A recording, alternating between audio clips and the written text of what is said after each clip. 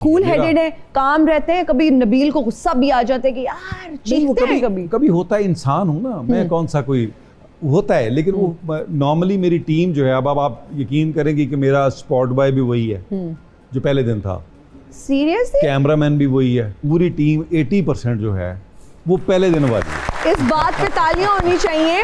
कहते हैं अगर किसी बंदे की अच्छाई का पता करना है ना कि उसका किरदार कितना अच्छा है, उसका बर्ताव लोगों के साथ कितना अच्छा है, उसके घर के आप हाउस हेल्प को देख लें, मुलाजमीन को देख लें, या फिर जिनके साथ वो काम करता है टीम को देख लें, तो तब से 16 साल ऑलमोस्ट होने वाले हैं। अगर वही 80% टीम है तो इसका क्रेडिट, एडिटर वही है, स्पॉट बॉय वही है, कैमरामैन वही है। कोई है उसमें और जगह, कोई एक और कैरेक्टर हो, कोई आपकी साली का अगर किरदार करने की कोई जगह बचती है तो हमें भी रख ले उस जगह बना जगह करके। अच्छा, जबरदस्त। मुझे ये बताएं, कभी ये ख्याल आया कि अब बस बहुत हो गया बुलबुले, अब नहीं, अब कुछ और करता हूँ? नहीं, जैसे मैं अभी, कितनी बार आता है ख्याल? अगर आता मैं है तो? जैसे अभी, हाँ, मेरा होता ना हर आदमी का अपना पर्सनल, मैं बीच में 12-13 साल मैंने सीरियस एक्टिंग नहीं की।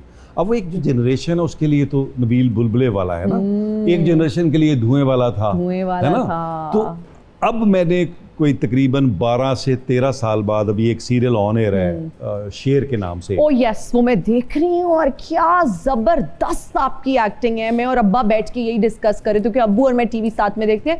वो कह रहे थे बुलबुले में इसका किरदार देखो बिल्कुल मुनफरिद, और जो शेर में आपकी कमाल एक्टिंग है ना, और वो जो सीन है जिसमें वो जहर पिलाने का आप उसको कहते हैं कि पी लो, और वो जब बाहर खड़े हैं और आपके एक्सप्रेशंस, मतलब आप साइलेंट भी है ना तो चेहरा कुछ बोल रहा है, इतना वो पावरफुल कैरेक्टर है। तो वो बस फिर मैंने अभी दोबारा थोड़ा सा, मैंने कहा भूल तो नहीं गया, चेक करो। सीरियस एक्टिंग की 12 साल हो गए, भूल ही ना गया। तो मेरे छोटे भाई का मुझे फोन आया तो मैं शुरू किया, कहने लगा क्या आपका ठीक हो रहा है? मैंने कहा हाँ। तो वकार मेरा छोटा भाई स्कॉटलैंड में होता है, तो कहता भाईजान सीरियस एक्टिंग भूल तो नहीं? मैंने कहा नहीं, चेक करूं। अब मैंने कहा वही मैं चेक कर रहा हूँ। हाँ। तो वो एक था, तो अब दोबारा मैंने ये सिर्फ ये कर दिया कि पहले क्योंकि मेरे पास टाइम नहीं था, फिर एक चैनल की लॉन्च में चला गया, मैं CEO था, तो 4-4.5 साल मेरे वहाँ निकल गए। तो मुझे वो फिर मैंने कहा नहीं, अब ये कि मैंने दोबारा जो है 12-13 साल बाद सीरियस एक्टिंग साथ बुलबुले तो चल ही रहा है ना, तो अब मैंने सीरियस एक्टिंग थोड़ा शुरू। नहीं, बहुत अच्छा लगा है आपको उस कैरेक्टर में देखे। आपने 16 साल आयशा उमर के ना वो जो कैरेक्टर आपने किया, आप उनके हस्बैंड बने, तो क्या कभी हकीकी फील आई है वो कैरेक्टर करते हुए, या बस कैरेक्टर है? हमने अक्सर एक्टर्स को भी कहते हुए सुना है कि जब हम एक्टिंग करके घर जाते हैं तो उस कैरेक्टर से निकलना बड़ा मुश्किल होता है। जिस तरह का मेरा उसका कैरेक्टर है ना, तो हम हर आधे घंटे बाद निकल जाते हैं। क्योंकि वो मैं तो लास्ट बीच में अक्सर कह भी होता हूँ ना कि तुम्हें मुझसे मोहब्बत नहीं है, तुम तो हर 15 मिनट बाद मुझे शट अप कहते हो। तो वो कभी कभार मैं जब शट अप कहता हूँ ना, तो वो सबके लिए होता है कि अच्छा नबील भी शट अप कहता है।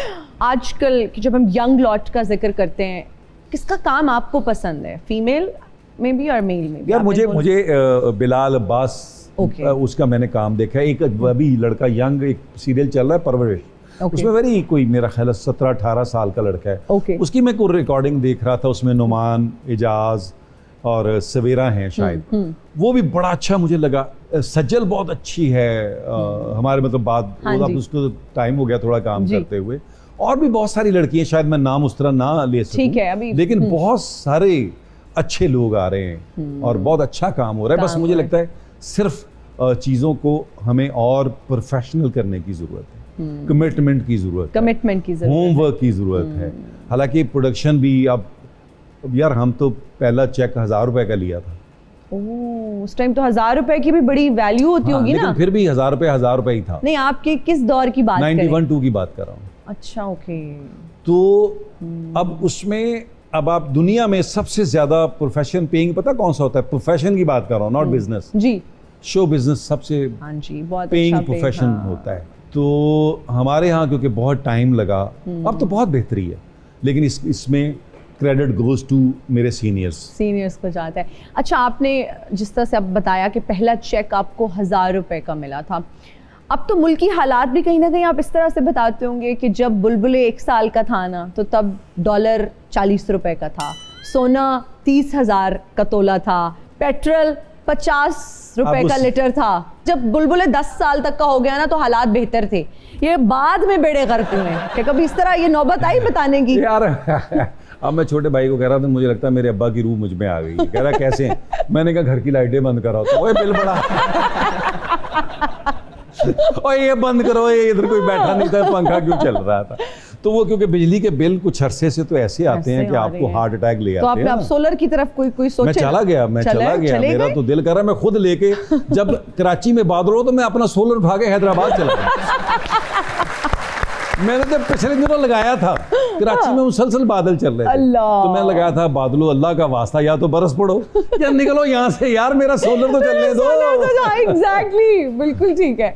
अच्छा, आपने अपने वालिद साहब का जिक्र किया, आप ये समझते हैं कि इवेंचुअली जब आप ग्रो करते हैं तो आप उन्हीं का एक रिफ्लेक्शन बन जाते हैं कहीं ना कहीं, जिस तरह आपने बताया जीन्स में चीजें ट्रैवल करती हैं। जैसे वो एक दौर में लोग कहते थे यार जिसको ये जन्म और डेजा वू कहते हैं ना, हाँ जी, तो वो पता क्या, वो ऐसा नहीं है। बाद में साइंस ने रिसर्च करके बताया कि जीन्स में मेमोरी भी ट्रैवल करती है। अच्छा, जीन्स में तो बहुत पुरानी रिसर्च है, जीन्स में मेमोरी भी ट्रैवल करती है, क्योंकि पड़दादा तो दादा तो कहीं कुछ जगह पे होगा तो आपको लगेगा यार मुझे ये जगह देखी लग रही है, तो वो बेसिकली मेमोरी ट्रैवल की होती है। जीन्स में मेमोरी भी ट्रैवल करती है बाकी चीजों के साथ।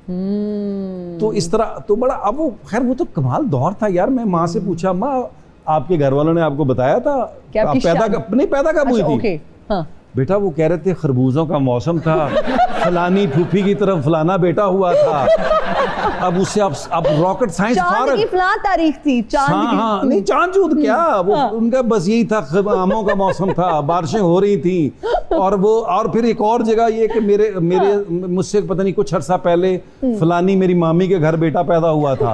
अब साइंस फेल हो जाती है कि अब इसे डेट ऑफ बर्थ कैसे निकाल तो वो बड़ा चक्कर है। तो मैं जब मुझे याद है मेरे घर वाले दाखिल कराने गए तो उन्होंने कहा 5 साल तक हम बच्चा, उस वक्त 5 साल का बच्चा एडमिशन होता था स्कूल में। तो अब मैं सितंबर की पैदाइश, तो उन्होंने कहा नहीं अभी तो जून है जी। तो उन्होंने कहा आप मेरी 1 सितंबर है जी, तो उन्होंने कहा आप 1 जून लिखें। उन्होंने नहीं कहा बर्थ सर्टिफिकेट दो, क्या दो, उन्होंने 1 जून लिख दी।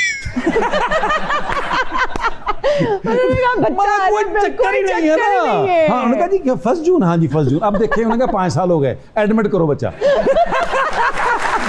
टर्मिनेटरों से ना अखियां मिलाना, टर्मिनेटरों को तो एक दिन जाना, टर्मिनेटरों से ना अखियां मिलाना, ट्रस्ट में आई विल बी बैक।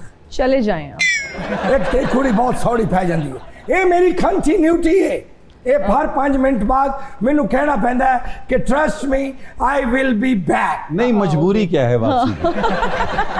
वापसी की मजबूरी क्या है? वो तो उदाहरण पकड़ा। तानू पता कि पापी पेट की खातिर पापी पेट की खातिर बिल्लां दियां किस्तां और जेड़े पक्के लैने उन्हां दियां किस्तां, बंदा किस्तां दे के इंज दा मुंह हो जांदा। अच्छा खैर, किस सिलसिले में आए यहाँ पर? हमने दरअसल मैं जेदा बहुत बड़ा फैन हाँ जी, वो इस वेले तुहाडे सेट ते मौजूद है।